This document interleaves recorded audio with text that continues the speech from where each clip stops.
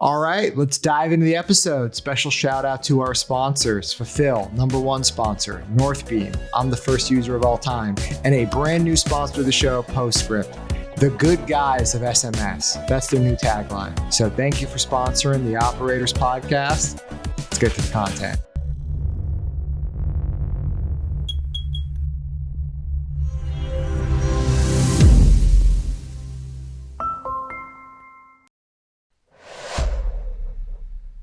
What's up, everybody? I use Fulfill. Fulfill is my ERP, my order management software. It does EDI for me. So what do all those things mean? If you are a small Shopify merchant, you probably hook your Shopify up to a 3PL or a warehouse, or maybe you're running fulfillment yourself out of your garage. We did that at one point. Orders come in, orders go out pretty easy. Where it gets difficult is when you're tracking multiple inventory sources. So like different factories making the same stuff with different costs, different components coming in. That ends up being a pain for accounting. And then also different inventory sources going to customers. So if you have 3 warehouses and it's not just going to Shopify, it's going to Amazon, it's going to wholesale, it just ends up being a lot of different information to pass around. And how do you make sure that runs smoothly without just throwing bodies at the problem? That's what Fulfill solves. So it's an ERP. There's a couple ERPs in the industry. NetSuite is the big one, and ask anyone who's ever used NetSuite if they're happy, and they will say no. I am happy with Fulfill. We are using it. ERPs are a hard, messy business because it's so many different parties passing a lot of information, but it ends up being the nervous system of your entire company, right? Like if something fucks up on Amazon, I feel it because of Fulfill. So it's the ERP uniting everything. It also does EDI, right? So this is a little more technical, but Best Buy, Nordstrom's, all of these people, when they place orders, it's coming into your system via EDI, and nobody knows how that works. Like no 3PLs have it figured out. It is just an old archaic system that I naively thought would take a week to set up, but no, it can take months to set up and actually test that it's working perfectly. Fulfill does all that. It sets up EDI integrations and then it stays with Fulfill. So you can switch warehouses, you can switch inventory sources without having to redo EDI integrations, which is the death of a lot of companies. So if you're shipping stuff to people from multiple locations, eventually you'll need an ERP. I use Fulfill and I've been happy with it. They're a sponsor of the podcast. All 3 sponsors I personally use. So interact with Ridge and you will see how we're using these sponsors. So thank you, Fulfill. Talk to you later. So we touched on this last time, this idea of like, how do you actually think about resiliency in the business?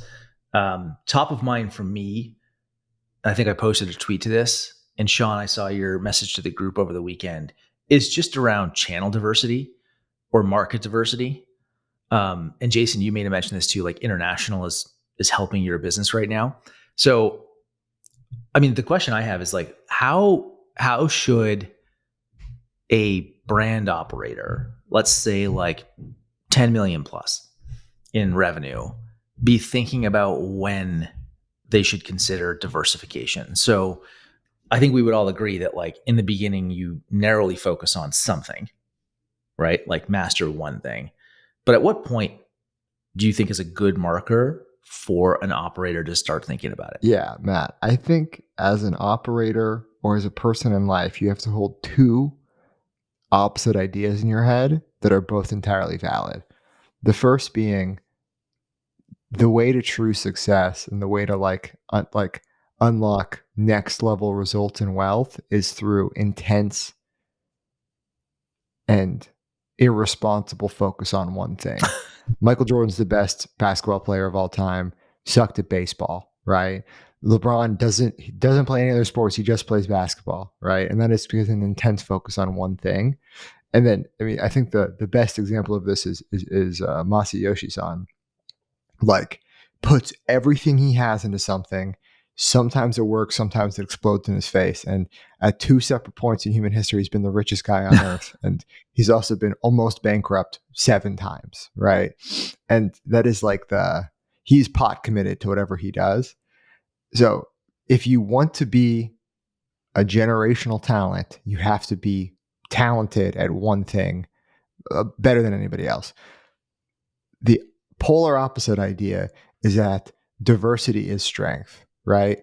And in your personal life, when it comes to investing, no one should do seed investments until you have $10 million liquid. Nobody should do any of these random things, buying apartment buildings, whatever. It's like you should just put it in the stock market, the S&P 500, because it's the most diverse asset class. You get exposure to real estate, you get exposure to everything. And like there's a reason why you can't beat the stock market, and hedge funds never do. And it's because of this.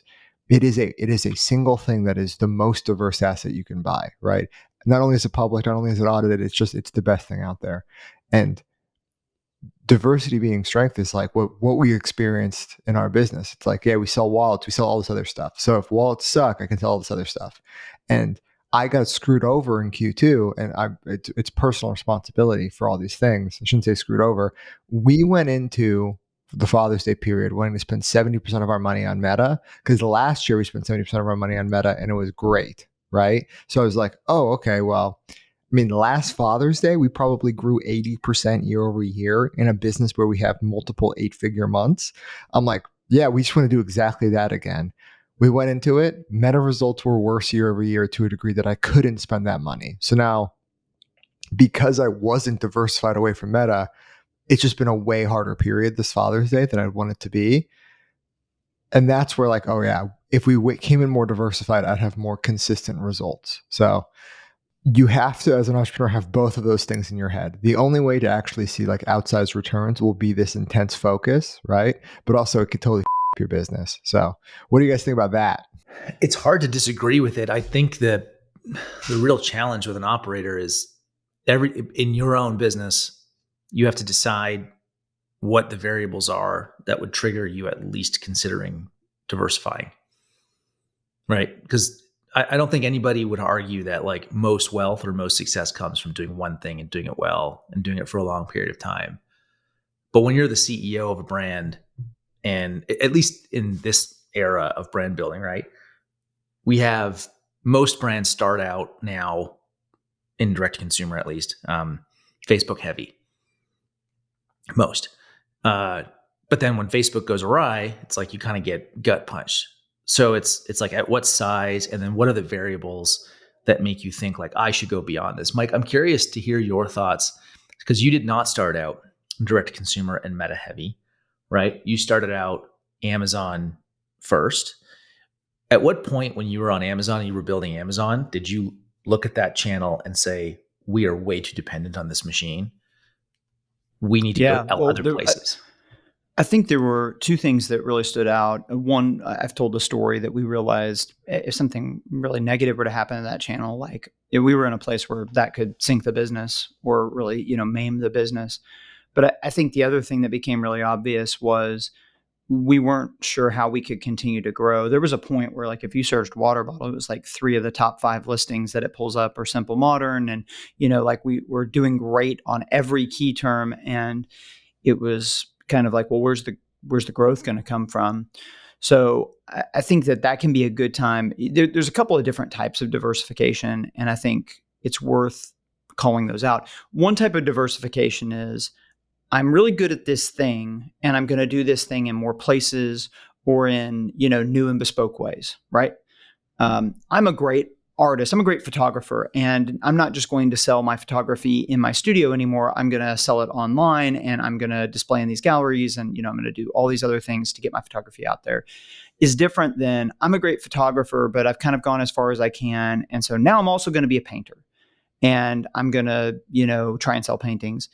And in general, I think the thing about diversification is if what we mean by diversification is that I'm going to be spreading my money, my time, my talent, my focus across disparate things, I think at the point that you do that, you're just kind of giving up on the idea of outperformance. There's no way that you're going to get an above average kind of outcome return. But when we talk about diversification, where I'm going to do the same thing and I'm just going to do it in more places, or I'm going to do it in kind of unique and bespoke ways, that sometimes some of the best breakthrough stories are actually that exact situation. Netflix is a good example of how, in a sense, they diversified their business by going video on demand. A lot of people don't remember this. I painfully do, because I was invested in Netflix when they still mailed you DVDs and sold the stock way back in 2003. But they had a DVD business that was making a bunch of money, and they pivoted hard, diversified into, we're going to also deliver video on demand, before there was really all that much of a market for it and demand for it. But they knew that it was the future of the business.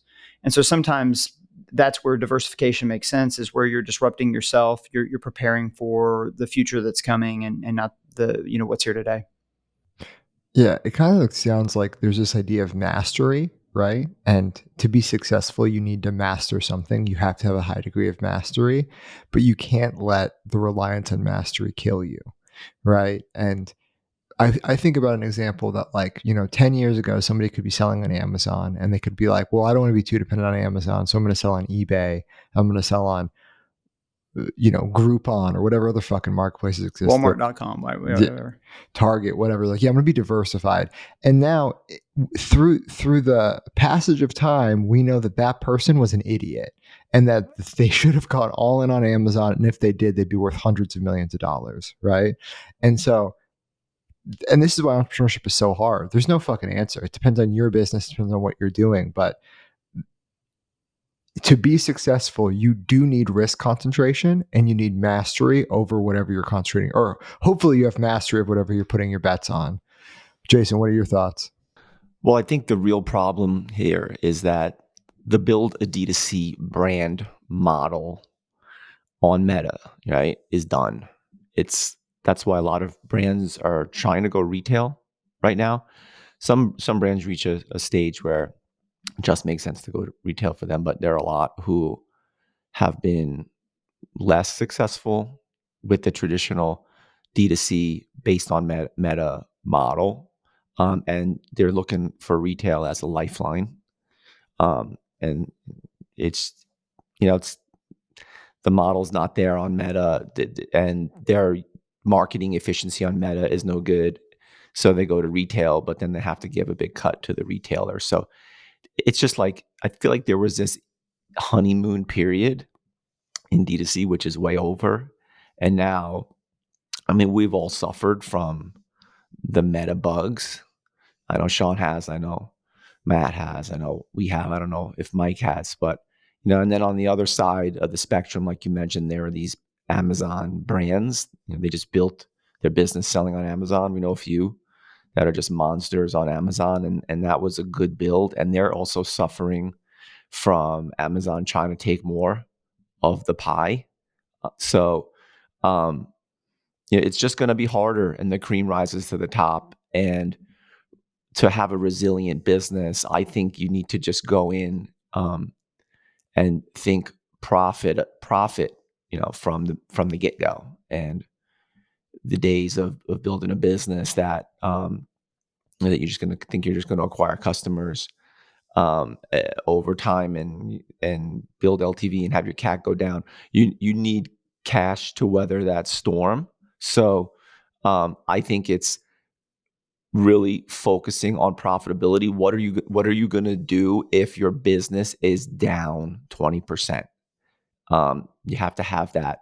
We talked about it on another episode. I know I'm like a broken record sometimes, but it's like base case, upside case, downside case, and be prepared, for the downside case. Dude, totally. All I wanted to add to that was this ecosystem is just, it's big and it's diverse. I'm hiring for a head of Amazon right now, and hundreds of great applicants. One person is a co-owner of a business that does $25 million a year on Amazon, but they're like a price or like a repricer, basically. Like they have like a bunch of commodity goods that like they fight for the buy box for. And he's like, yeah, in a good month we make $10,000 in profit. And Wow. it's just like, those are the type of businesses that Amazon is going to eat up and spit out. Like they sell fragrance, so it's like, one of 100 people selling fragrance for whatever brand, and like they buy from a wholesaler and they're trying to find little ways to make pennies. Yeah, that's not fucking happening anymore. But Matt, you were going to say something. Well, on that front, Sean, and I think this is the point worth making, which is, where do you really find safety? Where do you find confidence? And that you don't find safety from having 7 of that business. Oh, I've got 7 businesses that are kind of, eking it out on the margins and don't really have a competitive advantage, but they're doing 7 different things. So I'm diversified and I have safety. I think that safety comes from having sustainable competitive advantages and moats. And this is probably the seductive thing about diversification as an idea is just like, if I do a bunch of different things, then I'm not going to get hit all at once. But if none of those have underlying characteristics of defensibility or sustainability, then it's an illusion. It's a mirage, right? You don't actually have. And in the same way, a really good business that is super concentrated, but in a way where they've got great moats, there's a ton of safety. Like, you could put a lot of money in Coca-Cola stock and not worry that you're making a really irresponsible decision, right? Because Coca-Cola is super moated, and that doesn't mean that it's going to outperform the market, but Coca-Cola is not going anywhere, right? Like, you could put it in there for if you were going to go into a 30-year, deep cryo freeze and feel pretty confident that, like, when you came out, that you were going to have stock that was worth a bunch of money because of the safety in what they've built, the underlying business.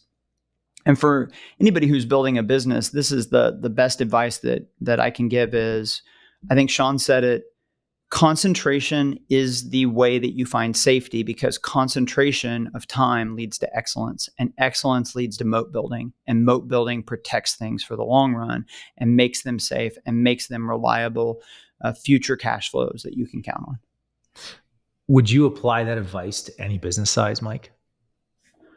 I think so. I mean, because like there are great local businesses that have some kind of regulatory capture or geographic advantage. Like, we've all probably, somewhere where we live, we see a restaurant that just has a great location and they do a great job with it, but they just have a great location and nobody else has that corner. And these things really matter. I think that the problem is that many people start businesses or build businesses trying to figure out, how do I get to profits or how do I get to growth, without stopping and taking a step back and saying, okay, if I am successful, is it defensible? Is it reliable? And that was probably the other piece of us getting away from Amazon, is I just realized, like, no, it wasn't going to be defensible. It wasn't reliable. I've been a part of the Amazon selling community for almost 10 years at this point. And obviously I've watched the water bottle space really closely during that period. A lot of people have come and gone, a lot. Well, dude, and it didn't take. Go ahead. Sorry. I was going to say, that's our whole industry, is that, like, Yeah. we're 4 consistent voices, and, people we could be close to just go ghost because they go out of business and it's embarrassing. But keep rattling off, Mike. No, I mean, like, I just think it's what you said. You watch enough of that. You watch people that had some success or got some notoriety, and then it doesn't work out. It goes away, and number one, it makes you a little bit paranoid in a healthy way, probably, right? Like, if you don't have a reasonable amount of fear of competition and of what can happen to your business, then I don't know what to tell you. This is, I think, when you're running a successful business, one of the most difficult pieces is that the oldest guard here at Simple Modern, we remember when we were a total nobody. We remember when, it was not a guarantee that we'd be in business a year or two later. But then you become successful and people join the company because the company's successful. And from the outside, it just seems like, well, all this, all Ridge does is win, right? So I want to sign up with a team that's winning. Hexclad, they're just going to the moon. And it's kind of like a college football program that's been winning for years and years. If all the recruits join and think they're just going to be able to throw on, the jersey and win games, they're going to be, they're in for a wake-up call. And so I wonder about that sometimes, and I worry about that as our company is more successful, is that I don't think it's ever on the mind of a new hire here that, like, we could go out of business, right? But for me, because I started the thing, and I know this is true for you guys, there's a healthy respect of the market and the fact that that's always a possibility. Yeah, people like winning more than they like anything else. So as soon as they start to lose, you start seeing people's true colors. And they're like, oh, that doesn't feel good. I think I'm a winner. So why am I losing? And then they're like, I'm going to leave. And to start a business, you have to have such a affinity for just eating shit because that is what being a founder is. It's like you have to, or you're a gambling addict. You love winning so much more than the pain of losing that you're willing to just keep going back and put everything on the line. It's Mike, you're talking about productive paranoia, right? Mm-hmm. Like you got to be paranoid, but in a productive way, not in a, and this is a hard thing to do. Like I've seen. Well, I'll tell you one thing that I do hard. a lot, guys. I think about how would I take out Simple Modern? if I had capital, like how would I cut their legs out?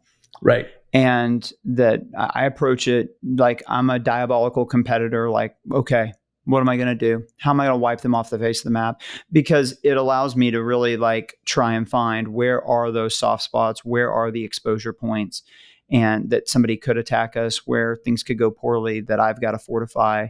I've heard this before, but I think it's interesting that the CEO's job is actually it's you think about it that like the CEO's in charge of vision and growth, and those things are probably true. But another way of framing a CEO's job is identifying all the points of risk and mitigating those. Like what are all the landmines that can blow us up, all the things that can take us to zero, and that my job is to make sure that those things never come to pass. Do you act on everything you find? Like, or is it just unaware? Is it, because I struggle with this, there's lots of weakness in every business, and just because you can identify it doesn't mean that you should do something with it. Is it more of an awareness?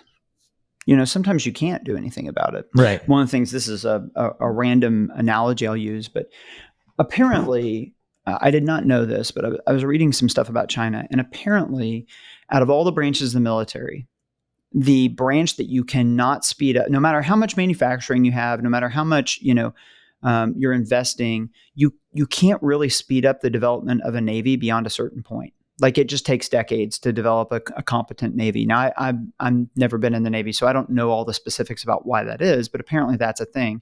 And that one of China's big exposure points is that if the US or a world coalition really decided that they wanted to blockade China, they could do it. And China would not be able to stop it. They don't have a strong enough Navy to stop it, basically.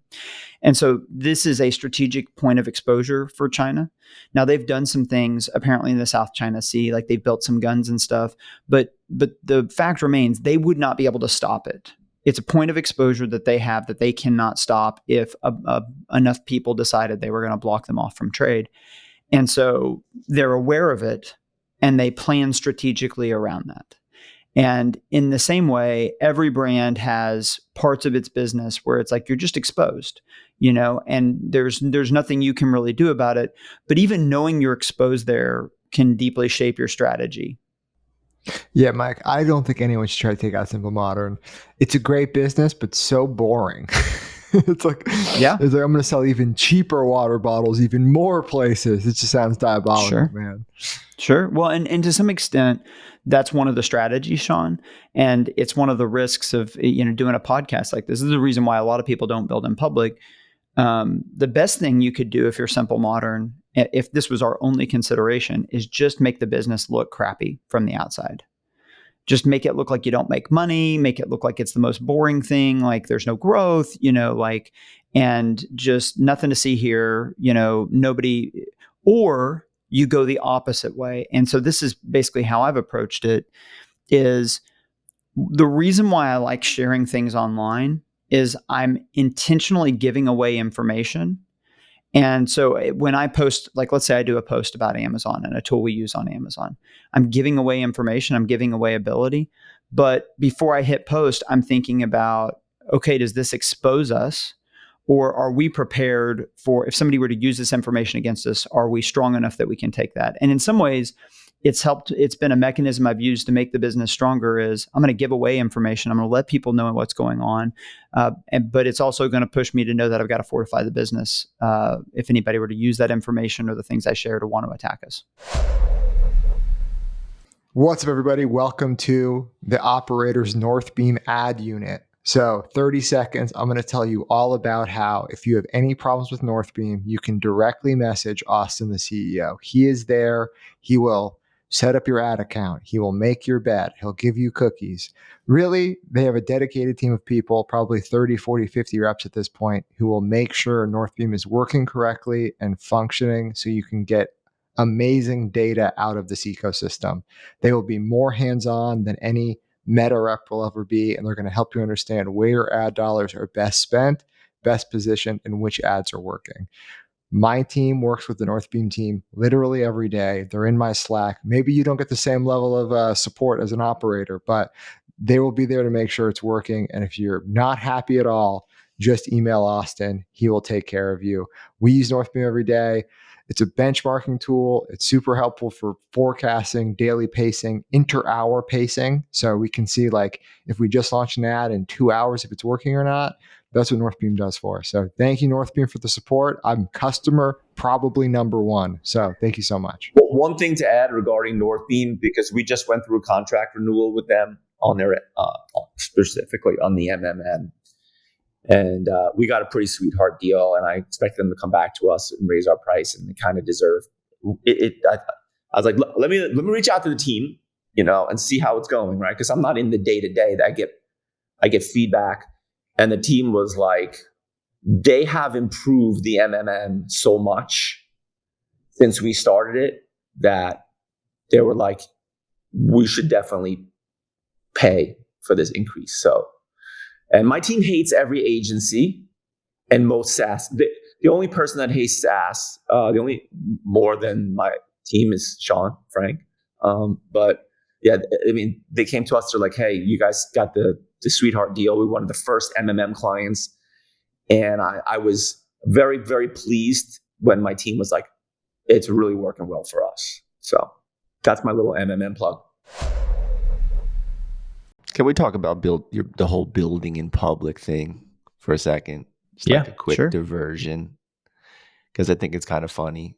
Like, what is that anyway? Like, for us, I agree with you, Mike, regarding, what do you want to tell people? What do you want to put out there? Because you expose yourself competitively. We were like that for a while too. And to a certain extent, of course, we're never going to share like really good details, secret sauce, etc. But you reach a time in the life of your company where you want to get business press, you want to get exposure, and you need, it helps your brand, it lifts your brand. Like you need to do it. You need to do it, right? You need to do it because it's going to help you take your business to the next level. When you're $1 million or $5 million or $10 million in revenue, like I see these guys out on Twitter, oh, we're building in public, blah, blah, blah. It's like, right. It's ridiculous. Like, nope. I can make an argument for it. Maybe you're trying to help.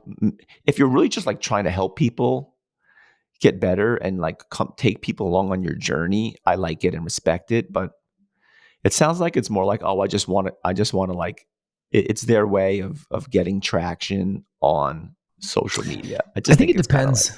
I think like in some cases what I've seen a few different examples of this, right? So I've seen where like the build in public works because the people you're actually in front of are your customer, right? So like a good example would be, I think Ridge, like some amount of Sean's followers are just like straight up good prospects for Ridge customers.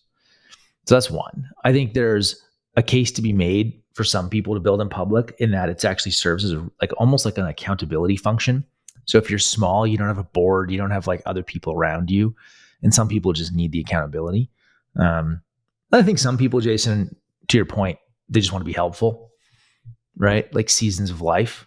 So I know some older guys they're done building companies now, right? Now they just want to help other people out. So they'll spend more time, I guess, I don't know what to call it, but like on various stages, right? Public stage could be Twitter, it could be an actual physical conference. I could see a lot of reasons why a founder would want to build in public. Yeah, for me, that was part of it. Is there's a different life where I'm a college professor instead of an entrepreneur. So the idea of teaching is really appealing to me, and that a lot of it is me trying to give away information to help other people be successful. One other thought that I have here, Jason, in some ways, I think the reason why Hexclad, quote unquote, building in public today makes a lot of sense is that it's the ultimate prep for being a public company. Public companies, your books are open. You're doing quarterly conference calls. All the numbers, or maybe not all the numbers, but most of the numbers are getting out there, and you're accountable. You're dealing with the opinions of analysts, and every day the market's voting on the value of your company. And so in some ways, I think there's a good argument to be made that as you continue to scale and move towards potentially being a public company, that more and more sharing publicly is a way to build that muscle, so that it's maybe not quite the extreme transition one day of being fully public and having to share everything. But I do agree with the idea that for me, I did not get active on social media till we were probably at 50 or 60 million in revenue. And that there's a wisdom of knowing when you have something to share and when your business is strong enough and defensible enough that sharing makes sense. I do not think it would have been wise if we had shared deeply about what we were doing in the earliest days of the company, because we weren't strong enough to defend an attack, and I didn't want people to know exactly how we were attacking the market. I would just say try not to do it. Try not to do it for your ego. You know, try Dude, not to do it. Fucking everybody's doing shit for ego. It's just, come on.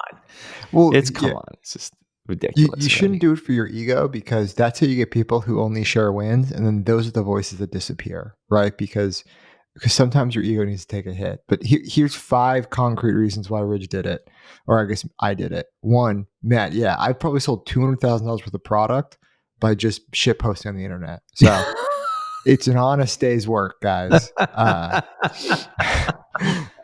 Plus, you get all that money from Elon. You get like $25 to $50 every 2 weeks. That's right, it's impression money for Sean. Yeah. Well, how do you think I'm going to Europe? That's paying for the trip.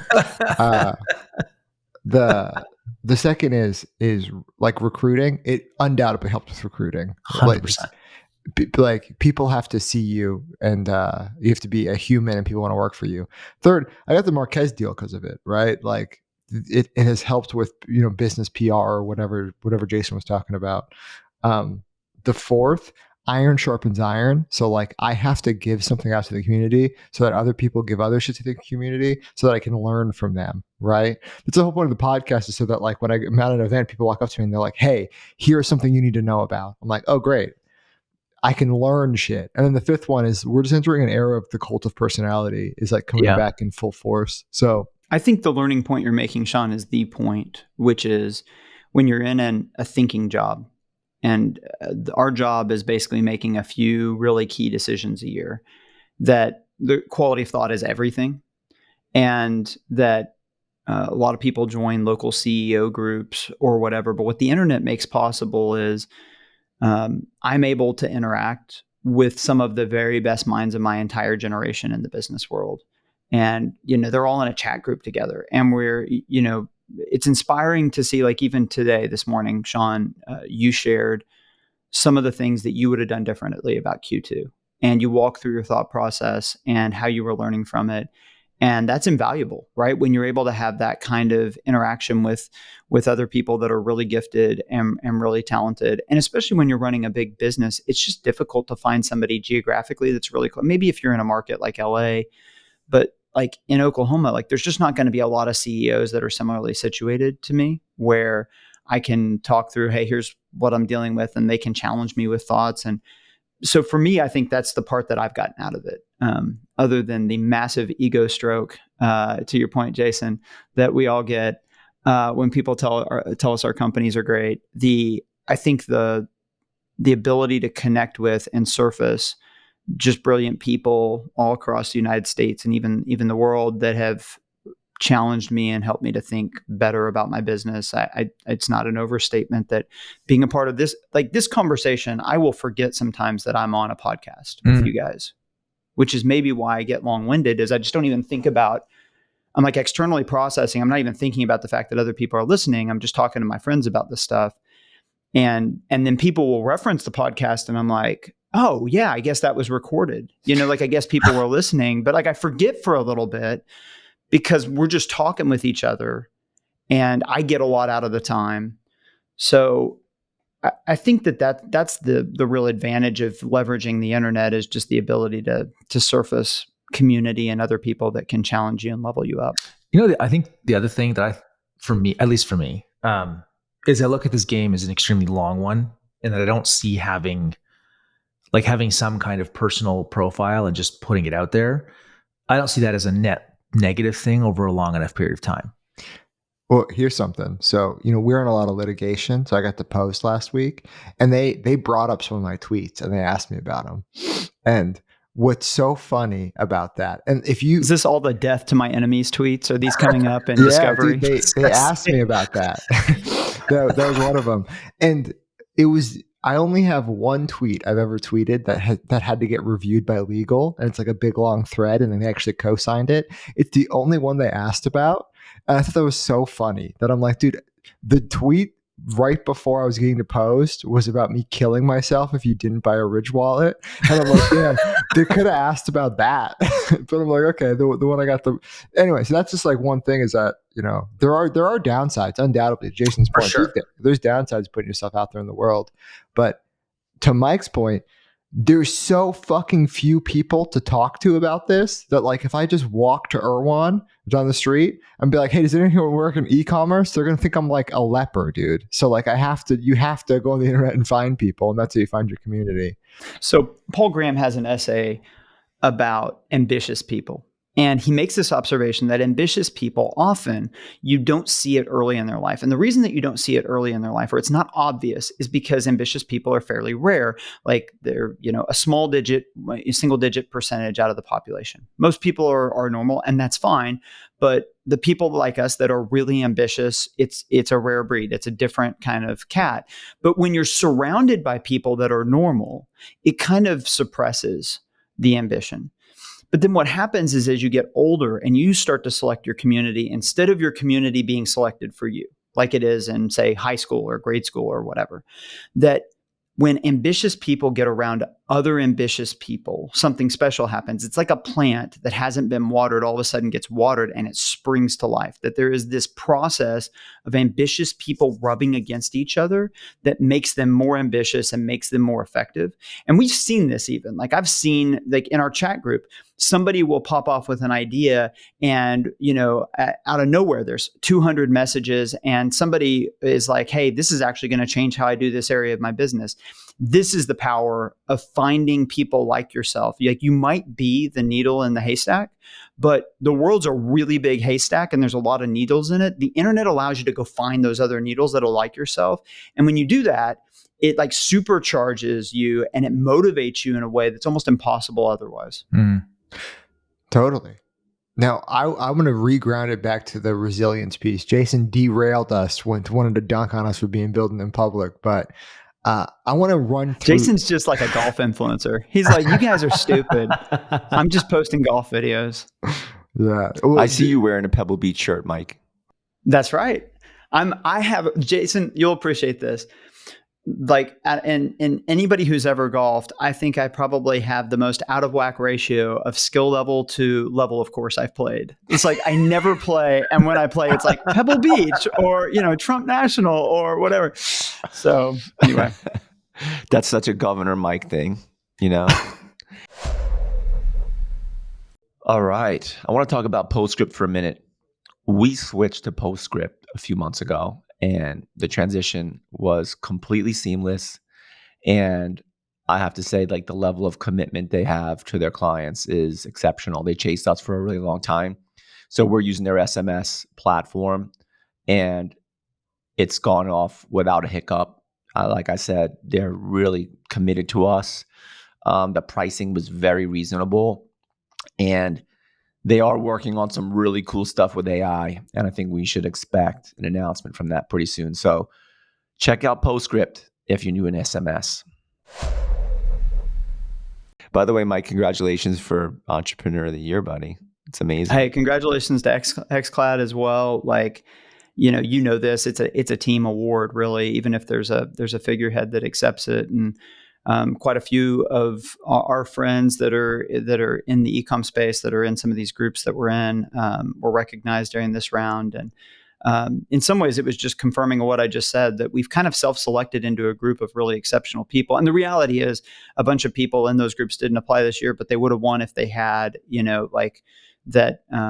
Maybe that's a new thing on the EY application, is that you have to, are you a part of a big dogs chat group?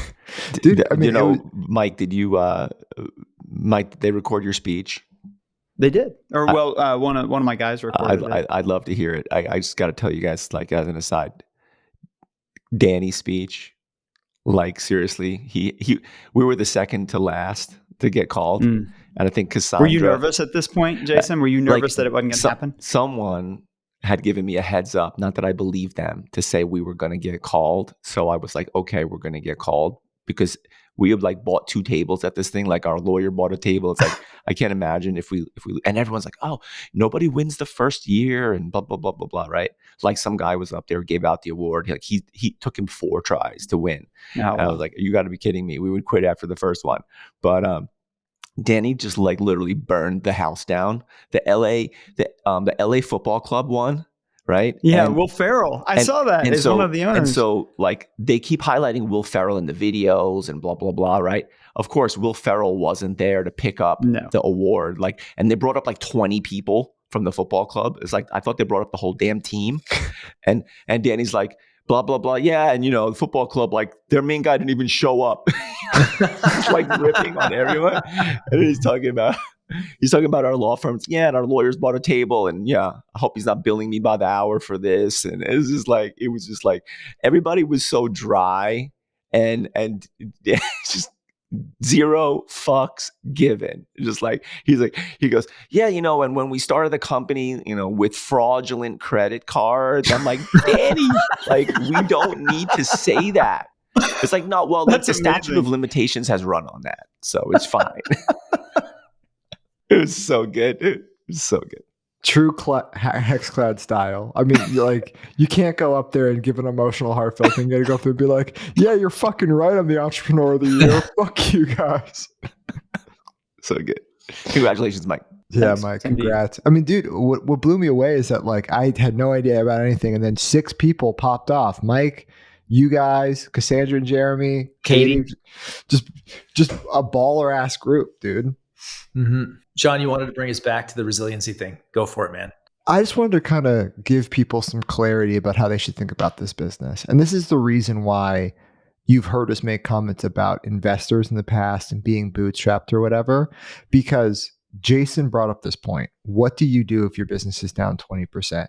And no one thinks it's going to happen, right? But on a long enough time horizon, every business gets fucked over. And Keurig owns Gucci, Alexander McQueen, Bottega Veneta, amazing brands.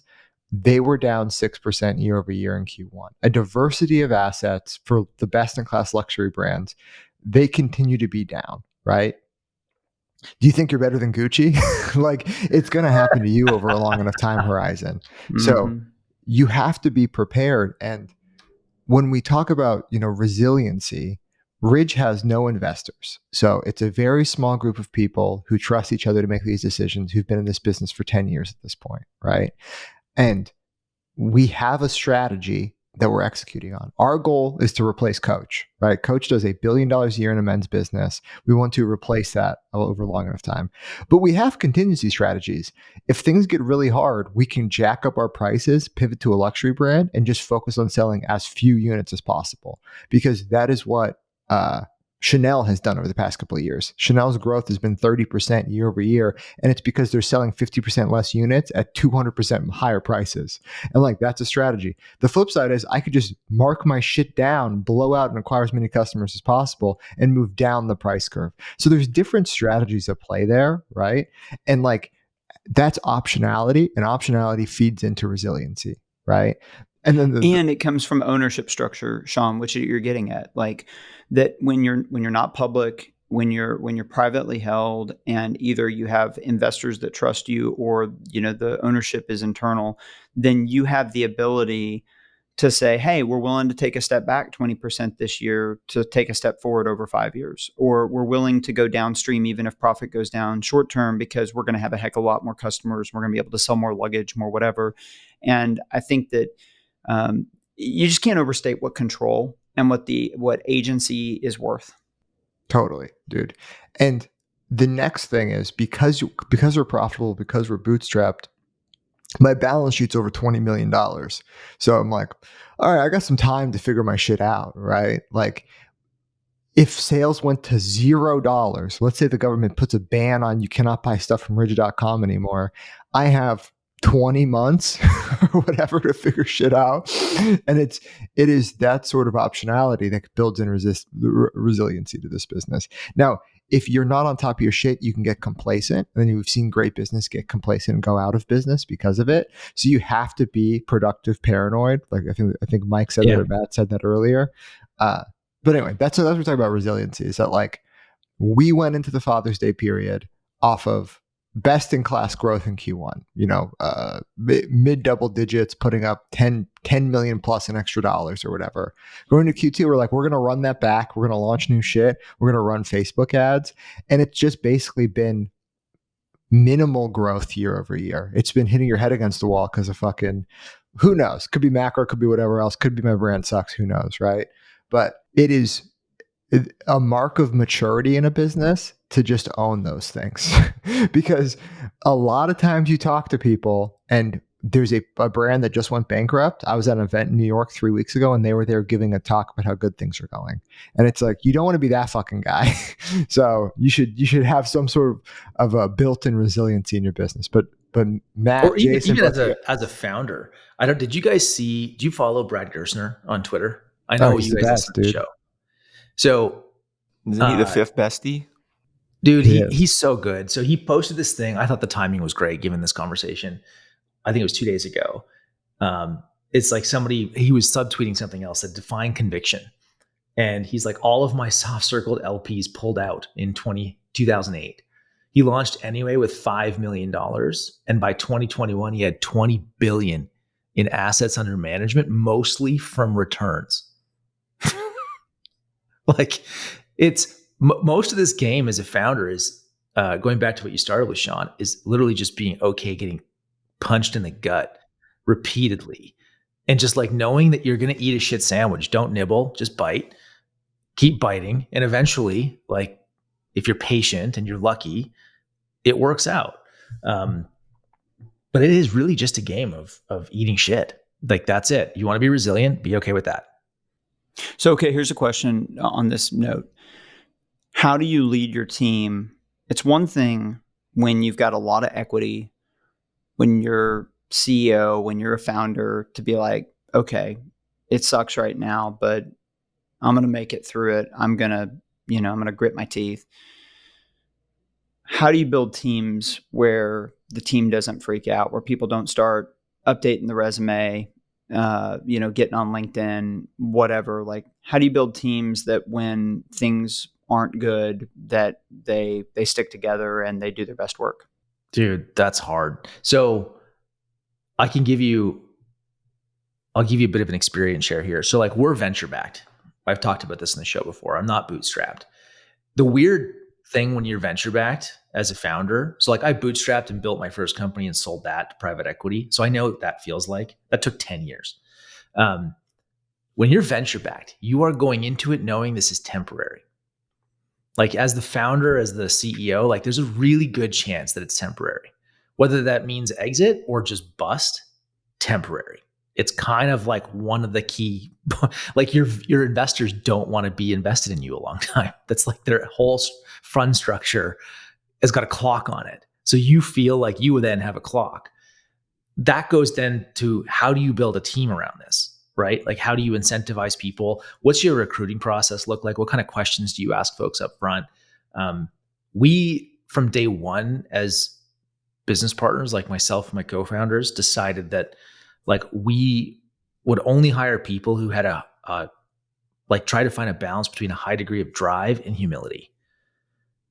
And the humility piece is the one that is key, because if I think, Sean, you said this, like if all you like to do is win and you're not okay with losing every now and again, you're not built for this, especially the kind of company we're trying to create. Like, so I think we've done a fairly decent job of that over time. We've had people leave. We've definitely had people leave when there's twice in our company's history. Now we've only got 7 years where we were just getting kicked right where it counts, like just awful. And we've had people leave during those times, but then the people that stayed have turned out to be incredible.